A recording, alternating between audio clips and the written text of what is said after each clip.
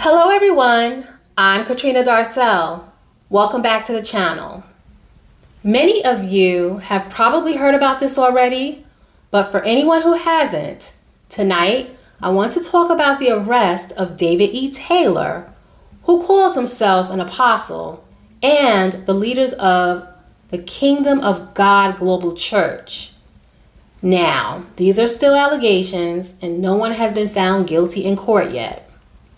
The case involves serious financial misconduct, forced labor, psychological abuse, and millions of dollars in donations.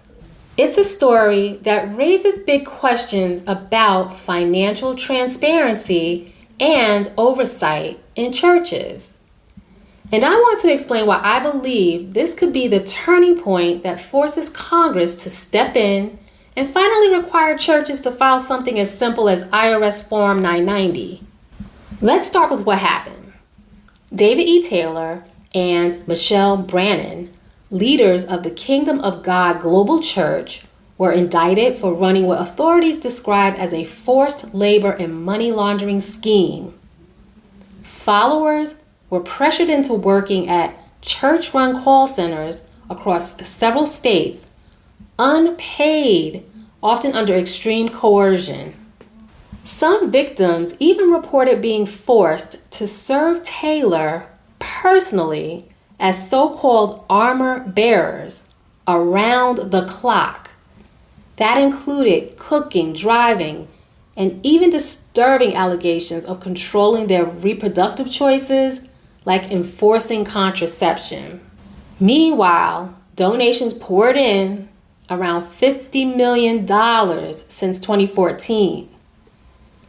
What's concerning is watchdogs like MinistryWatch had raised concerns about this ministry for years.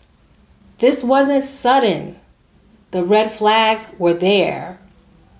I believe a key reason the scandal got so out of hand is that churches aren't required to file IRS Form 990 like other nonprofits. Without that annual report, there's no clear record showing where donations come from, how the money is spent, or what leaders are taking in compensation. If David E. Taylor's ministry had been required to file one, all those red flags, millions in donations funneling into luxury homes and cars, would have been visible much earlier. Instead, the financial secrecy let this grow unchecked for years, hiding the true scale of the abuse.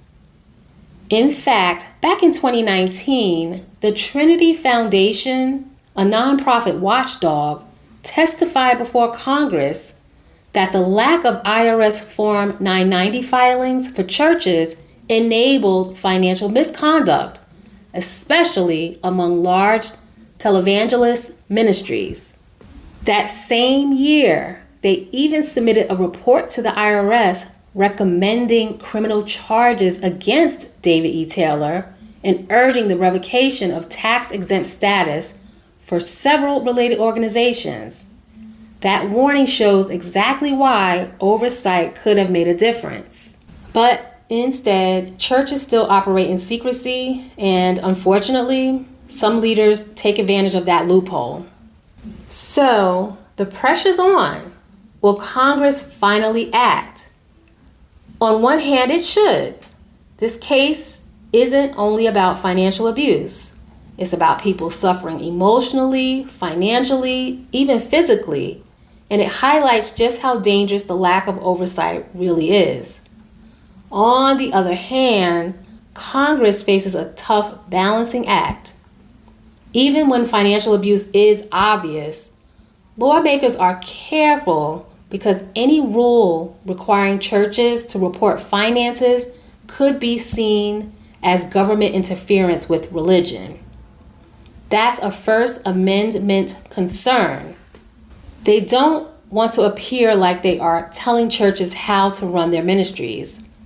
Plus, churches are powerful voting blocs, and groups opposed to reform would push back hard.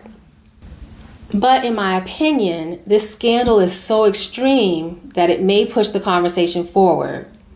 Because if Congress doesn't act, we're going to keep seeing this happen.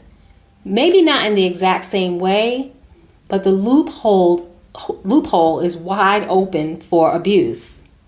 So, to wrap it up, David E. Taylor's arrest should be a wake-up call for Congress, for donors, and even for churches that may not be operating ethically.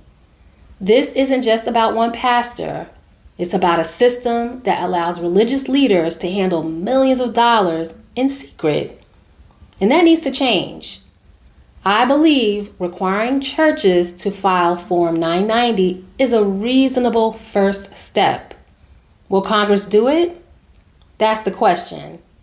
And if they don't, I honestly think we're going to keep seeing scandals like this, if not worse.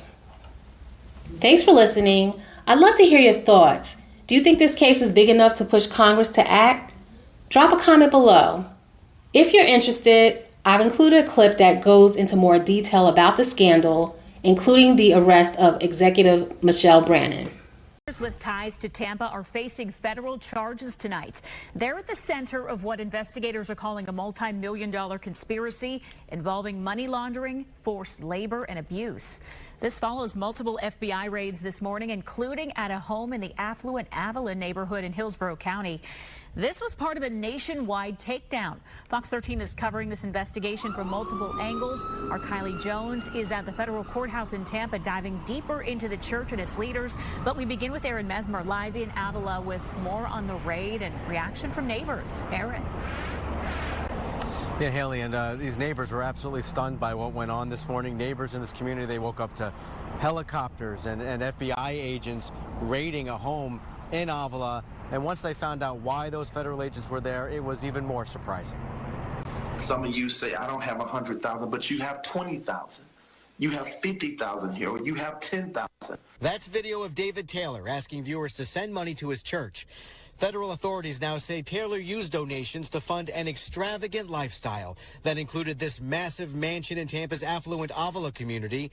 FBI agents raided the home Wednesday morning. It's very surprising to hear that type of thing was going on, again, right in your backyard. It's unclear what authorities took from the home. This view from Skyfox shows several cars lined up with gift bows on top.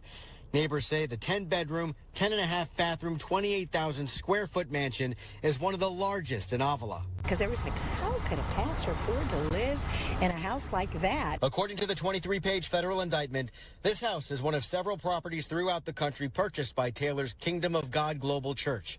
He's the pastor and referred to himself as an apostle, according to court documents. The indictment alleges Taylor recruited people to work at call centers, referring to them as armor bearers. Investigators say they were his, quote, personal servants who fulfilled Taylor's demands around the clock and were never paid. Taylor and Executive Director Michelle Brannon are accused of controlling nearly every aspect of the workers' lives, cutting them off from family and forcing them to take contraceptives.